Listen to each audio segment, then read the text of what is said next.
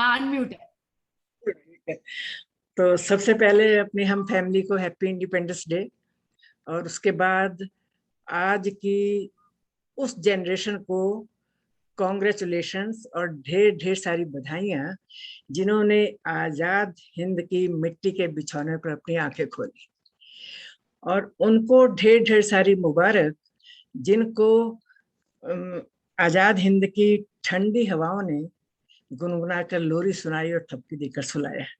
और उनको बहुत बहुत बधाइयाँ, जिन्होंने आजाद हिंद की मिट्टी पर अपना पहला कदम रखा, आगे बढ़े, ऊंचे उठे और आसमान की ऊंचाइयों को छुआ। लेकिन इस मिट्टी के बिछौने के नीचे कितनी कहानियां दबी हुई हैं, कितनों के खून बहे, कितने शहीद हुए, इन कहानियों से शायद वो जनरेशन अनजान है। तो राशि, साइली, कमला, मैनी मैनी थैंक्स कि आज तुमने मौका दिया कि हम आज के उस जनरेशन को वो कहानियां सुना सके जो हमने अपनी आंखों से, कानों से सुनी और आंखों से देखी, वो घटनाएं बता सके। पर उन कहानियों की शुरुआत मैं लता मंगेशकर के गाए हुए गाने से 2 लाइनों से करना चाहूंगी। आप सब इसको ज्वाइन कर सकते हैं। ऐ मेरे वतन के लोगों, जरा आंख में भर लो पानी, जो शहीद हुए हैं उनकी जरा याद करो कुर्बानी, तुम भूल न जाओ उनको, इसलिए कही ये कहानी। कहानी बहुत लंबी है, कहानी की शुरुआत बहुत पहले से हो चुकी थी, लेकिन इस कहानी ने जोर तब पकड़ा जब झांसी की रानी लक्ष्मीबाई ने अंग्रेजों के विरुद्ध आवाज उठाते हुए कहा कि मैं अपनी झांसी नहीं दूंगी। और अपनी झांसी अंग्रेजों से बचाने के लिए उसने अपने प्राणों की और अपने बेटे के प्राणों की आहुति दे दी। पर उसकी ये एक लाइन कि मैं अपनी झांसी नहीं दूंगी, पूरे भारत में, भारत के हर नौजवान के दिल में एक जोश की लहर जगा गई। और उसके बाद जो भारत छोड़ो आंदोलन शुरू हुआ, जो नौजवानों में जोश दिखाई दिया, उसको याद करके अब भी रोंगटे खड़े हो जाते हैं। वो जलियांवाला बाग में सैकड़ों निहत्थे लोगों का मारा जाना, वो 23 साल के नौजवान भगत सिंह और उसके साथी सुखदेव और उनको समय से पहले फांसी पर चढ़ा देना, सबके खून को में उबाल लाने के लिए काफी था।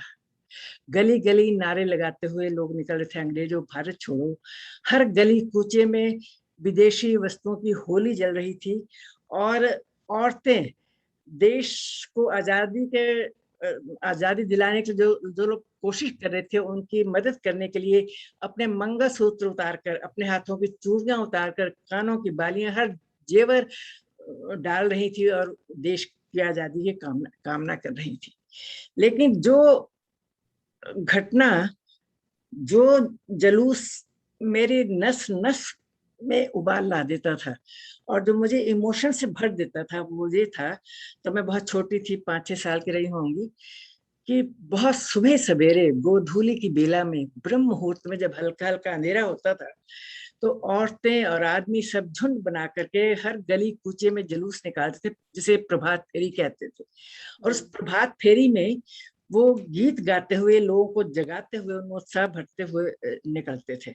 और मैं उस प्रभात फेरी को देखने के लिए और उनको उन गानों को सुनने के लिए बहुत सवेरे, जब घर के सब लोग सो रहे होते, चुपके से उठकर खिड़की खोलकर खिड़की में बैठ जाती थी और उस प्रभात फेरी को देखती। प्रभात फेरी में वो कई तरह के गीत गाते हुए कहते, जैसे सरफिरोशी की तमन्ना अब हमारे दिल में है, या फिर उठ जाग मुसाफिर भोर भई अब रैन कहाँ, जो सोवत है, जो सोवत है सो खोवत है, जो जागत है सो पावत है, या फिर उठो सोने वालों सबेरा हुआ है, वतन के शहीदों का डेरा हुआ है, या फिर रंग दे बसंती चोला माए, रंग दे बसंती चोला। और उनकी आवाजों में इतनी मिठास, इतने इमोशंस, इतना उत्साह होता था, जो शरीर की एक एक नस के खून की एक एक बूंद में रस बस जाता था और मन करता था कि खिड़की खोलकर कूदकर मैं भी उस प्रभात फेरी में शामिल हो जाऊं। लेकिन माँ की चपत और बाबूजी की डांट से डर लगता था और कभी-कभी तो ऐसा होता था कि मैं अपने को रोक नहीं पाती थी और खिड़की से कूदकर उस प्रभात फेरी के पीछे चली जाती थी। और जब घर आती तो सीने पर गोलियां खाकर तो नहीं आती थी, पर घर आकर माँ की चपत गाल पर जरूर पड़ती थी। तो एनीवे, इस सब जोश को देख करके हम बच्चों के मन में भी जोश की लहरें उठने लगी और हम बच्चों ने भी ये तय किया कि सब लोग इतना कुछ कर रहे हैं तो हमें भी कुछ करना चाहिए देश के लिए। तो हमारी बहुत बड़ी फैमिली थी और ब्रदर हमारा उस ग्रुप में सबसे बड़ा था। गली के बच्चों को इकट्ठा किया और जब दोपहर में सब लोग सो गए तो दरवाजे बंद करके एक मीटिंग की और हमने तय किया कि हम भी जुलूस निकालेंगे। जब सब दोपहर में सो जाएंगे तो हम लोग भी गलियों में जुलूस निकालेंगे, पर उसके लिए झंडे चाहिए थे क्योंकि हाथ में झंडे तो होना जरूरी था ना। तो कोई अपने घर से कलर लाया, कोई कैंची लाया, कोई कागज लाया, डंडियां लाया, मैं छोटी छोटी झंडियां बनाई और एक बड़ा सा झंडा बनाया जो मेरे ब्रदर के हाथ में रहता था। मेरे ब्रदर में लीडरशिप की क्वालिटी बचपन से थी और आज भी है। तो वो बड़ा सा झंडा लेकर के आगे चलता और हम सब 5-5 6 साल के बच्चे उसके पीछे पीछे और हम लोग नारे लगाते थे। नारे इस तरह से होते थे, मेरा ब्रदर कहता नौजवानों, कहते हाँ जी। ब्रदर कहता काम करोगे, हम कहते क्या जी। वो कहता जेल चलोगे, हम कहते हाँ जी। वो कहता चीज मिलेगी, हम कहते क्या जी। वो कहता आजादी, हम कहते आजादी आजादी, हा हा हा, और जोर जोर से हंसते। या फिर वो और हम नारे लगाए थे। वो कहता था गिरते हैं शहसवार ही मैदान जंग में, वो कुफ्र क्या, हम पीछे से कहते वो कुफ्र क्या गिरेंगे जो घुटनों के बल चले। या फिर एक और नारा लगाते थे, वो कहते थे शहीदों की चिताओं पर लगेंगे हर बरस मेले। फिर हम पीछे से कहते वतन पे मिटने वालों का यही नामो निशा होगा। तो इस तरह से नारे लगाते हुए हम गली गली में भरी दोपहर में घूमते रहते।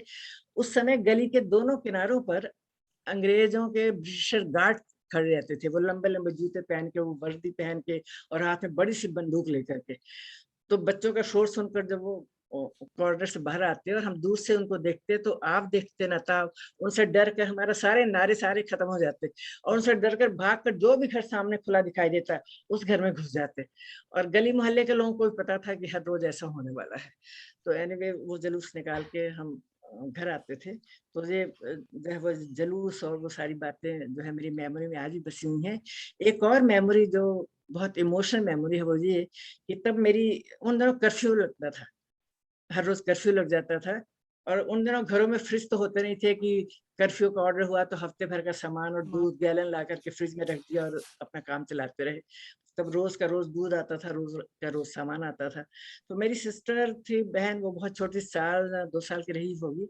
एक रात वो दूध के लिए जिद कर, कर्फ्यू लगा हुआ था, घर में दूध नहीं था, तो दूध के लिए जिद करने लगी। वो चुप ना करे, मेरी मम्मी ने बहुत कोशिश की उसको सुलाने की, हर तरह से गोद में लेके घूमे इधर से उधर, पर वो नहीं चुप करी, जो दूध की जिद करती रही। फिर मेरी मदर ने मतलब उसको चुप कराने के लिए कि उसको अच्छा दूध देते हैं कह के पानी में आटा घोलकर और बॉटल में छान कर बॉटल में डालकर उसका मुँह लगा दी। वो रो कर इतना थक चुकी थी और नींद भी आ रही होगी, पता नहीं वो उसको दूध समझ कर करके पी करके सो गई। तो इस तरीके से ये और भी बहुत सी कहानियां है, पर टाइम बहुत कम है, वो फिर कभी सही। लेकिन मेरी बात बिना कविता के खत्म हो ऐसा हो नहीं सकता। तो कविता की 4 लाइनें उन नौजवानों के लिए जिनके कंधों पर आज देश की बागडोर है, जिम्मेदारी है। तो कविता इस तरह है। लहू से भी ज्यादा गाढ़ा, लहू से भी ज्यादा गाढ़ा मेरे भारत का पानी है।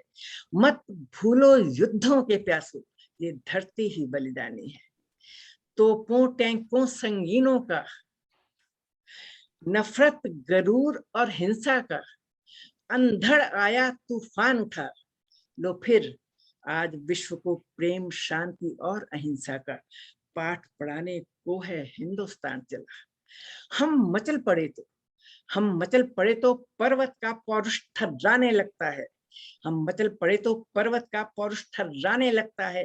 आकाश सहम सा जाता है और सागर घबराने लगता है, क्योंकि लहू से भी ज्यादा गाढ़ा मेरे भारत का पानी है। नापाक इरादों के पुतलों, नापाक इरादों के पुतलों, कुछ तो अपने खुदा का ध्यान करो और हिंसा के खूनी छींटों से मत मजहब को और इंसानियत को बदनाम करो, क्योंकि जिस रोज तुम्हारा खुदा, तुम्हारी आत्मा तुमसे तुम्हारे कुकर्मों का हिसाब लेगी। सच कहती हूं, ओ अधर्मी, ओ पापी, ओ अत्याचारी, सच कहती हूं, 2 गज भी कफन नहीं देगी। इसीलिए कहती हूं, अब भी अवसर है, सोचो कुछ। अब भी अवसर है, सोचो कुछ और कालिमा हृदय की साफ करो, वरना विश्वास दिलाती हूं, दुनिया को मिटाने से पहले खुद नक्शे से मिट जाओगे, क्योंकि लहू से भी ज्यादा गाढ़ा मेरे भारत का पानी है। लहू से भी ज्यादा गाढ़ा मेरे भारत का पानी है। लो आज फिर विश्व को शांति, अहिंसा और प्रेम का पाठ पढ़ाने को है हिंदुस्तान चला। जय हिंद। Thank you. क्या बात है, क्या बात है, बहुत बहुत मजा आ बहुत गया। बहुत अच्छा, So good. made me emotional. very हमारा very emotional Very, Santosh very. aunty, and you know I'm गाना कर दिया बोल बोल के। yeah